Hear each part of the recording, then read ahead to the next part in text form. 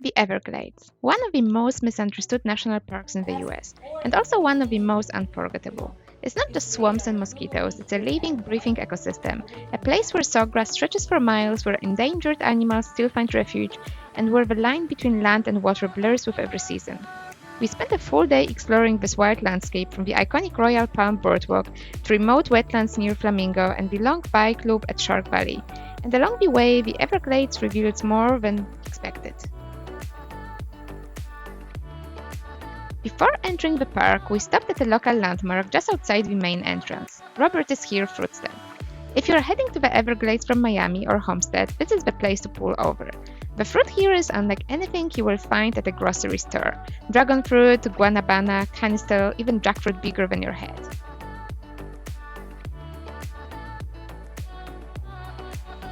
We decided to go with a giant passion fruit that smelled like candy. It was too tart for Ed, but I loved it.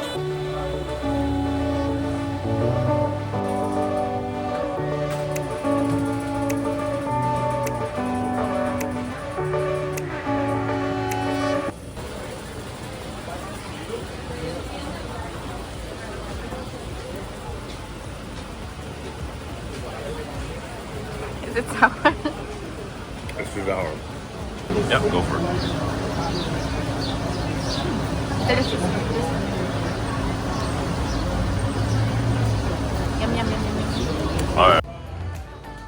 And then we also tried a freshly made mango and strawberry smoothie that might have been the best we've ever had.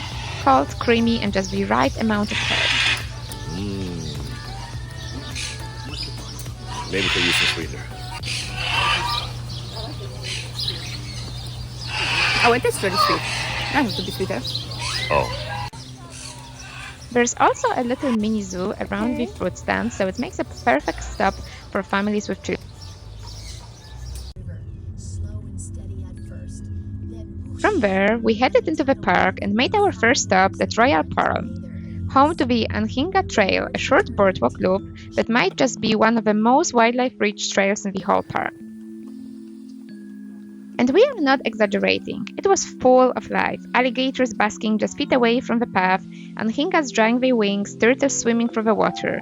We also saw beautiful blue herons, elegant egrets, and curious limpkin birds, each species uniquely adapted to this watery environment. The calls of the birds echoed across the marsh, blending with the rustling of sawgrass.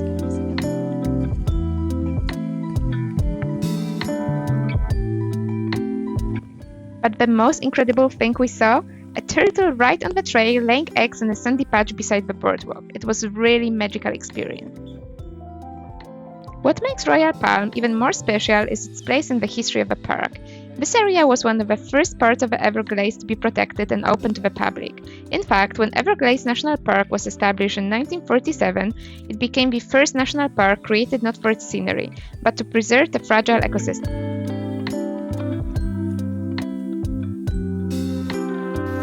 It almost feels like a cool outdoor game, like a scavenger hunt, where you look into the marshes and try to look for animals. It's really fun. Much of what we see today is thanks to the efforts of Marjory Stoneman Douglas, often called the grandmother of the Everglades. She was a journalist, author, and fierce environmental advocate whose 1947 book, The Everglades, River of Grass, completely changed how people saw this unique landscape. Before her work, the Everglades were mostly seen as a worthless swamp, a place to be drained for development and agriculture. Douglas painted a vivid picture of the Everglades as a slow-moving river, a complex and vital ecosystem that supports countless species and sustains South Florida's water supply. She spent decades fighting to protect the Everglades from draining, pollution, and overdevelopment, often clashing with powerful interests. Her work helped push the federal government to take action, ultimately leading to the creation of a national park and later restoration efforts that continue today. Her legacy lives on here, not just in the park boundaries, but in the ongoing fight to save the Everglades.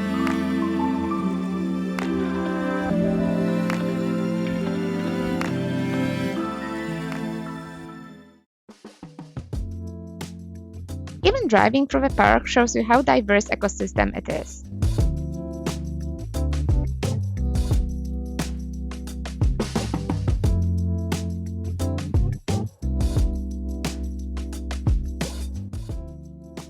It's kind of crazy to think that we were there on Saturday, and yet the park wasn't busy at all.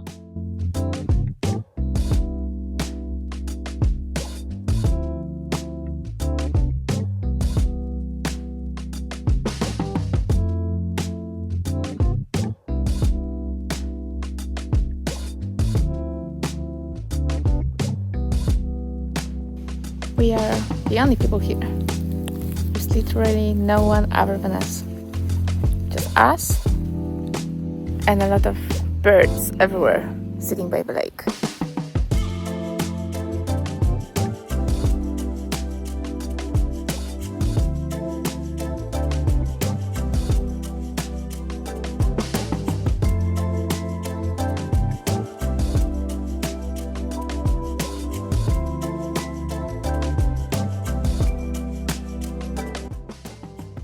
Next, we drove all the way down to the Flamingo Visitor Center at the southernmost tip of the park.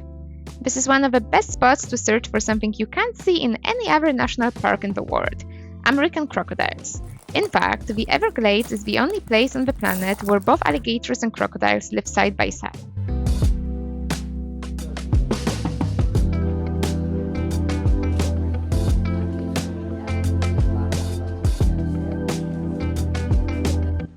A park ranger gave us some tips on where they would be spotted that day, but unfortunately, despite a lot of looking, we didn't see any crocodiles.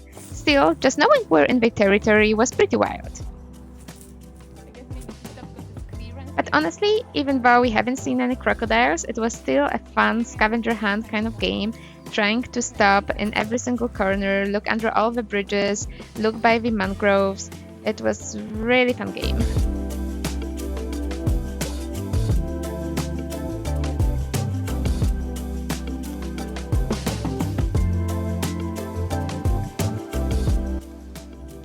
We did a short boardwalk trail through the wide mangrove ecosystem next. It's a totally different vibe from the sawgrass marshes up north. Quiet, saltier, full of tangled roots and strange bird calls. You start to understand how many different environments exist inside the Everglades. It's not just one landscape, but many. If the weather is good, you can rent a kayak or a canoe and just paddle along the coast. It's actually a really great way to spot some wildlife. Sadly, the day we were there, it was quite windy, so the ranger advised us against canoeing. We are now exploring the mangrove forest by the shore, and hopefully we see some crocs.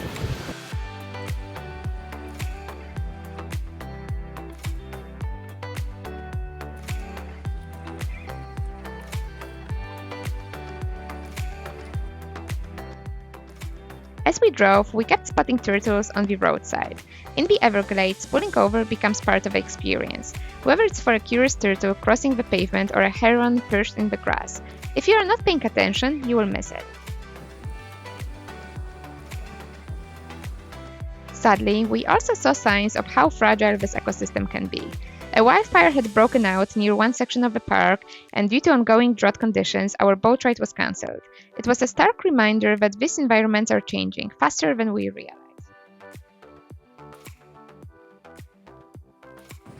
After a long day, we stopped to try something you don't see every day: grilled alligator meat. It's a local specialty, and while not for everyone, it was something we felt we had to try at least once.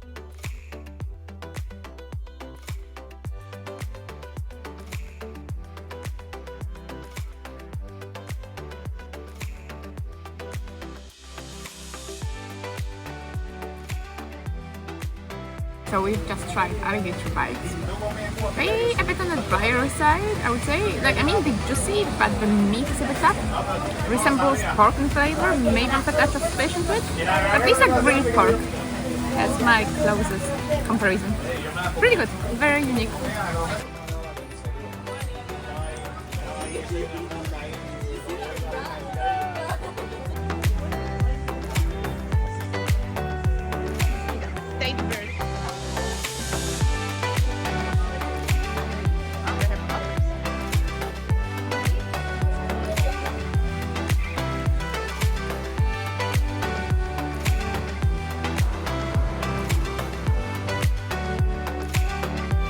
Then, we ended the evening with a unique tasting experience at the local tropical fruit winery. They serve wines made from fruits like passion fruit, guava, lychee, and even avocado. Yes, avocado wine. It was surprisingly smooth and creamy, almost like a very mild Chardonnay. Definitely the most unique bottle ever brought home from a trip. Oh, it's like reddish. No, I'm okay.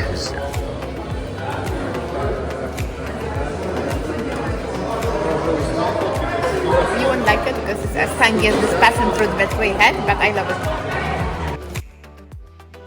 My other personal favorite was a sparkling lychee wine that, although didn't taste like regular wine, it reminded me of a Prosecco fruity cocktail. Definitely perfect for hot summer days.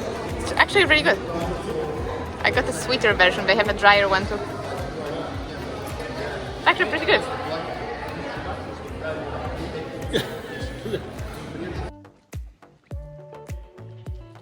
The next morning, we made our final stop at Shark Valley, a key visitor area known for its wide, flat landscape and abundant wildlife. At Shark Valley, you can rent bikes right at the visitor center, an easy way to cover the full 22-kilometer loop at your own pace. For those who want to stretch their legs and get close to nature without hiking long distances, this is a perfect option. Riding a bike here is a different experience from the more forested parts of the park. Shark Valley opens up into vast sawgrass prairies dotted with small ponds and waterways. It's an amazing way to experience the Everglades, slowly, up close and quiet. We rode past open marshes filled with life. We had to stop every few minutes because there was always something to see. Alligators were literally lying by the edge of a path, sometimes within a few feet. We saw blue herons, turtles, and even a group of baby alligators sunning themselves just off the trail. But beyond the wildlife, Shark Valley and the Everglades as a whole has a pretty remarkable backstory. The entire park protects the largest subtropical wilderness in the United States. It spans more than 1.5 million acres, covering everything from mangrove coastlines and hardwood hammocks to pinelands and freshwater sloughs. But what's wild is that it's not a swamp. It's actually a slow-moving river, about 60 miles wide and just a few inches deep, flowing south from the Lake Okeechobee to Florida Bay. The idea to protect this region started gaining traction in the early 20th century when people began to realize that draining the Everglades for development was destroying something irreplaceable. In 1947, Everglades National Park was officially established, the first park in the world created primarily to protect an ecosystem rather than a specific landmark. And Shark Valley sits right in the heart of that ecosystem. Its name comes from the Shark River Slough, one of the main flow channels that carries fresh water through the Everglades. Without this flow, the park wouldn't survive. The terrain here is also shaped by the underlying limestone, a porous rock that filters rainwater and plays a vital role in recharging South Florida's aquifer. It's not just a pretty landscape, it's a functioning, fragile life support system for the entire region.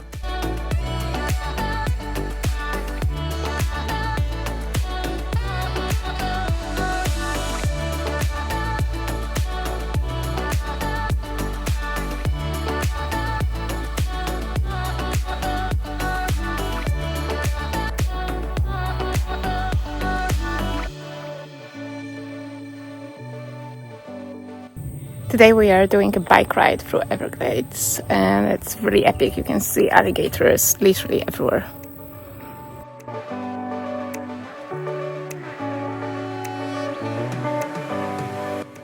After biking for about 11 kilometers, you will finally reach a big viewing tower. I don't know if you can see, but my face is so sweaty. It's definitely really stuffy today. It's very, very humid, which adds to the heat.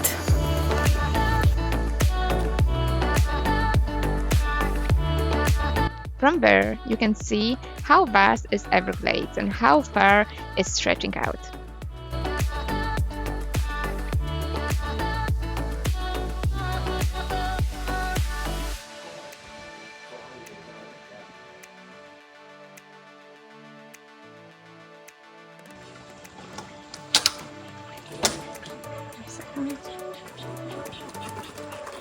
Oh, another big ass shark. Two turtles. It says no food beyond this point, but This is real sustenance. Candy? I said no food. Oh, good.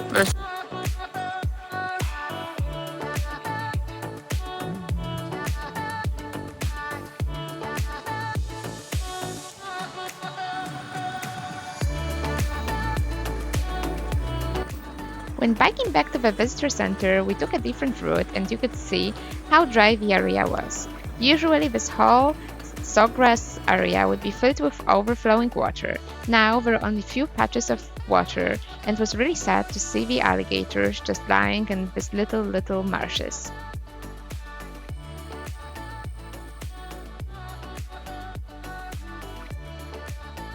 If biking isn't your thing, you can also take one of the many boat tours that run through the park. Some of them are more touristy and promise guaranteed wildlife sightings, which might be perfect if you're traveling with small kids or elder family members. For us, we preferred the quieter approach, but there is really no wrong way to experience the park. Thanks for joining us on this journey through the Everglades, a place of incredible wildlife, fragile beauty, and rich history. If you enjoyed this, stay tuned for our next video, where we'll be exploring the best of Miami, its vibrant neighborhoods, amazing food, and unique culture. Make sure to subscribe so you don't miss it. See you soon!